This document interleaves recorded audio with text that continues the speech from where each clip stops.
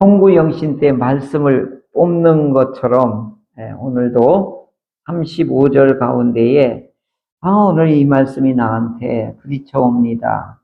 이 말씀이 나에게 위로가 됩니다. 이 말씀이 나에게 확신이 됩니다. 이 말씀이 오늘 나에게 능력이 됩니다. 오늘 이 말씀이 나에게 상당히 고민거리를 줍니다. 한 절씩만 이렇게 선택을 하시지요. 저는 35절이요.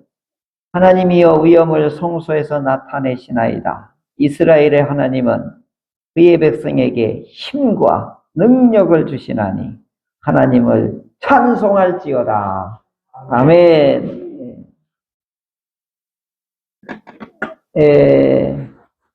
이렇게 말씀이 이제 왔잖아요. 근데 그걸 이렇게 줄을 커요. 이걸 일주일 내내 반복하는 거예요. 포스트잇이 좋아요. 그래서 저는 컴퓨터 하드 그에다 아예 붙여요. 그리고 탁자에다도 이렇게 꽂아놓고, 하여간 눈에 띄는데 화장실에다 붙여놓고 무조건 해요. 그러면 이 말씀의 위력이 언제 나타나냐면 상황과 나와 하나님과 딱 이게 세 각도가 삼각형으로 딱 맞아 떨어질 때 놀라운 일이 일어나는 거예요. 그러니까 이게 문자로 된 말씀이 살아 움직이는 레마의 말씀으로 이게 효력을 발휘할 때가 있어요. 근데 이걸 덮어놔 버리면 까막눈이 돼버리는 거예요. 아무런 효력이 나타나죠. 그래서 이제 이 주신 말씀을 꼭 형광펜이든지 포스트잇이든지 적어두시고, 날마다 우리 짐을 지시는 주 우리의 구원이신 하나님을 찬송할지로다. 여기 고독한 자들은 가족과 함께 살게 하시며, 얼마나 따뜻해요. 신 집사님 고독하지요? 딸내미 둘이 다 나가가지고 요놈들이 차들차들 해야 되는데. 어제는 딸 목소리가 듣고 싶어가지고 전화를 또 했죠. 그러니까 하나님께서는 어떤 분이냐면 가족에 대한 표현이 많아요. 또 우리 이 몸을 비유한 것도 많아요. 눈, 귀, 혀, 손, 신경막, 심장, 전부 신체를 가지고 하나님을 묘사를 하거든요. 근데 이제 오늘 주 말씀은 어떤 말씀이냐면, 다윗이 굉장히 이 시가 나올 때는 참 희한해요.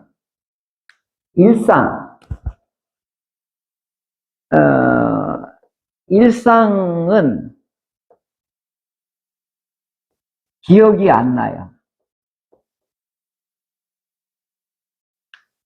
그런데 뭘 기억이 나냐? 아픈 건 기억나요. 힘든 건 기억나요. 치열하게 싸웠던 건 기억나요. 그러니까 지금 이 다윗의 시편은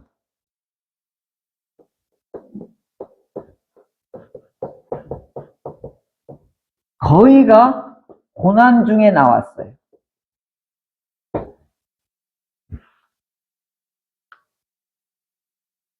그리고 다윗이 나중에 보면 왕위에 오르고 나라가 평온해지고, 그리고 잠잠해졌을 때 문제가 터져요. 그러니까 우리가 고난스럽고 어렵고 힘들 때가 언제냐?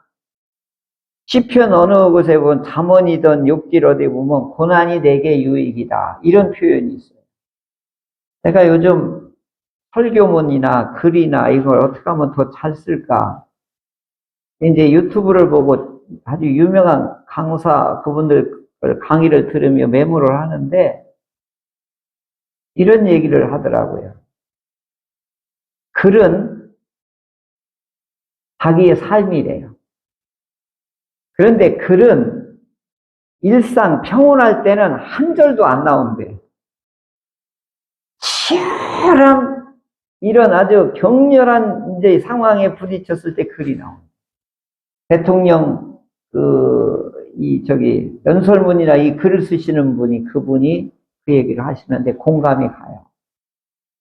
기도는요, 평온할 때 기도할 수 있는 분은 진짜 신앙이 좋은 분이에요.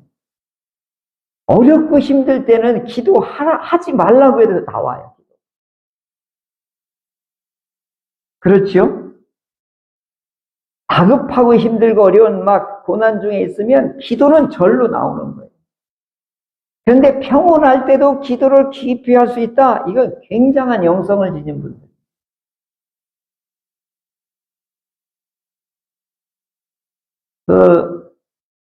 지난 목요일 날, 모교에 최종적으로 목사님이 좀 가셔서 이거 좀 타결을 좀 해 주십시오. 노회장님하고 임원들이 연락이 와서 제가 무슨 힘이 있습니까?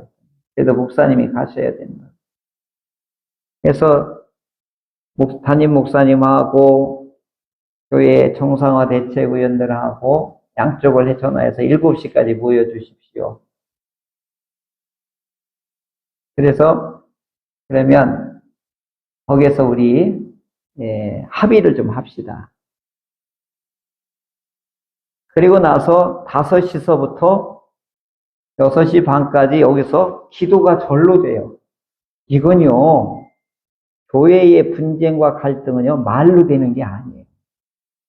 무시무시한 일이 일어나거든요.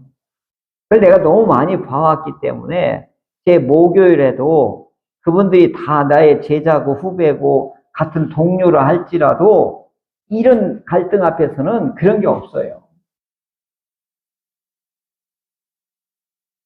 그래서 예수님 찬양, 예수님 찬양. 모든 공포 내게서 물리치시니 내가 항상 주 안에 나의 모든 것 편하고 이것을 한 1시간 정도 찬양하는 거예요. 그리고 하나님 나의 입술을 권고한 자에게 어떻게 도와줄 줄을 알게 하시고 이 말씀 잡고서 또 기도하고 6시 40분에 이제 강도를 했지요. 11시 32분까지 한 줄 때문에 이게 안 되는 거예요. 하나님께서 마지막에 기가 막힌 이 글을 쓰게 해가지고 도장을 찍어 사비를 보게 되었죠. 그래서 1차적으로 사임하시기로 하고 송구영신 때부터 이낙원 목사님 오셔서 이제 설교를 앞으로 계속 하시기로 이렇게 극적인 것을 이렇게 보게 되었죠. 보면서 막 너무 감격스러운 거예요. 하나님이 하시는 일을 보면서 너무 감격스러워요.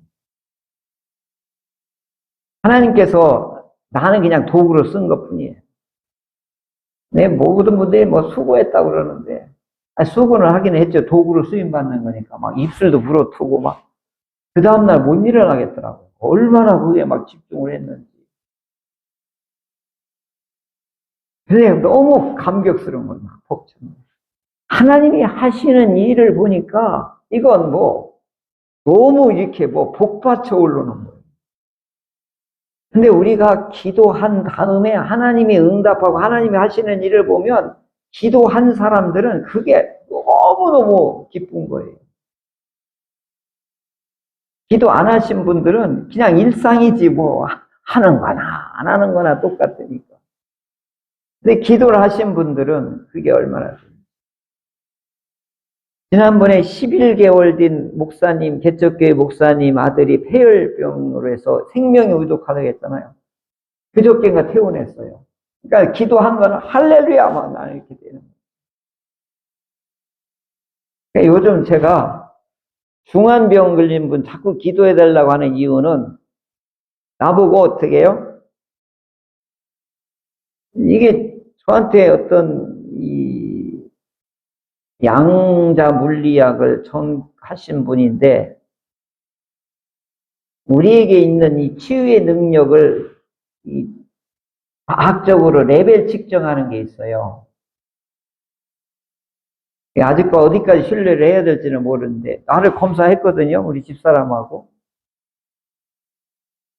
엄청난 높이가 나온 거예요. 그랬더니 이분이 놀래가지고 자기가 검사한 중에 이렇게 높이 나온 사람 처음이라는 거예요. 근데 목사님은 손만 대도 암병이 나을 거예요. 그러더라고요. 뭔 소리예요? 그랬더니. 목사님 가만히 생각해 보세요. 목사님 중에, 혹시 중에, 목사님 기도나 뭐 해가지고 나은 분 있어요? 없어요? 있어요. 몇 분 있어요? 그랬더니.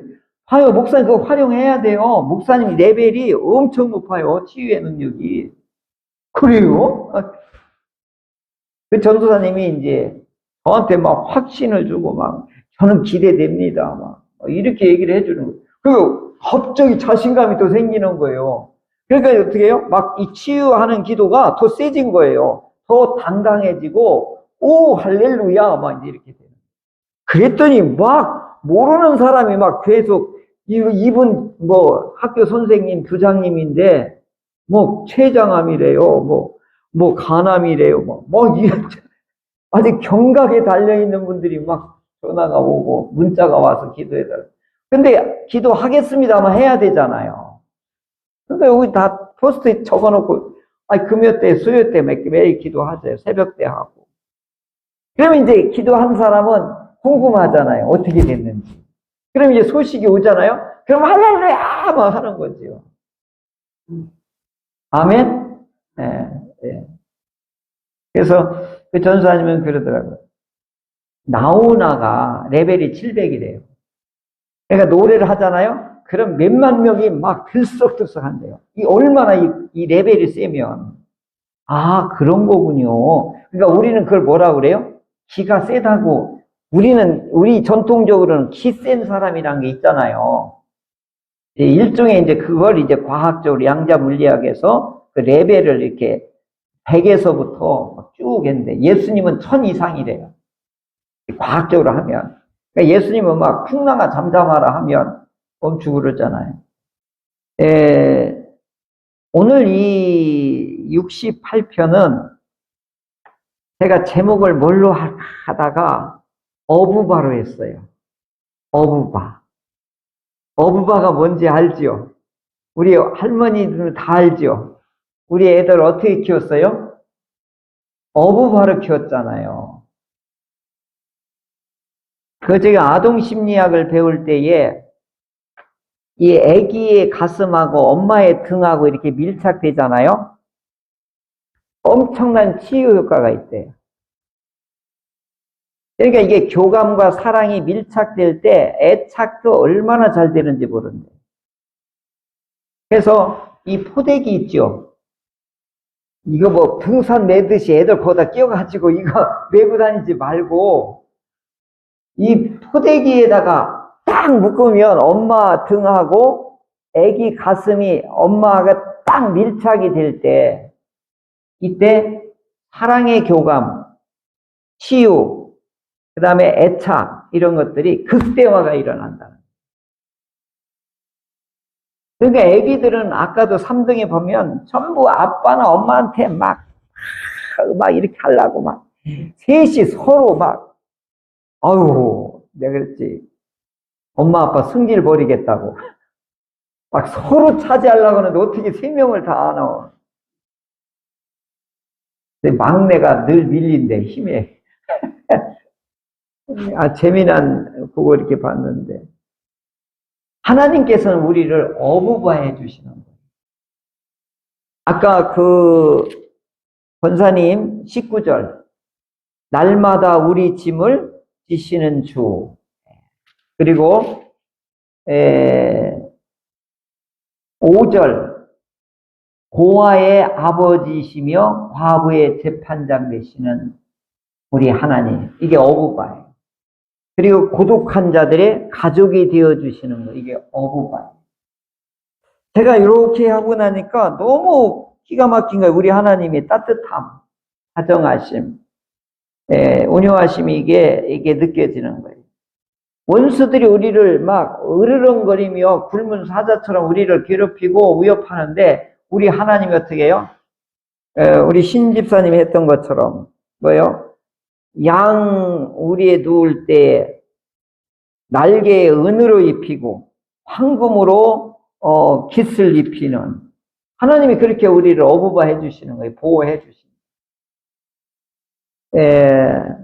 성탄절은 우리 아기 예수님이 이 땅에 오셔서 아까 낮에 설교 말씀드린 것처럼 어떻게 해요? 치유하시는 거예요. 건져내시는 거예요. 그리고 이 공권력이라든가 이 구조악으로부터 하나님께서 이걸 전부 고쳐주시는 거예요. 그러니까 오늘 개인적으로는 어떻게 해요? 우리를 어부바해 주시는 하나님이시죠. 이 긴 35절까지 말씀을 다 모른다 할지라도 우리 할머니, 우리 권사님께서는 하나님이 나를 어부바해 주신다. 이것만 기억하시기 바랍니다.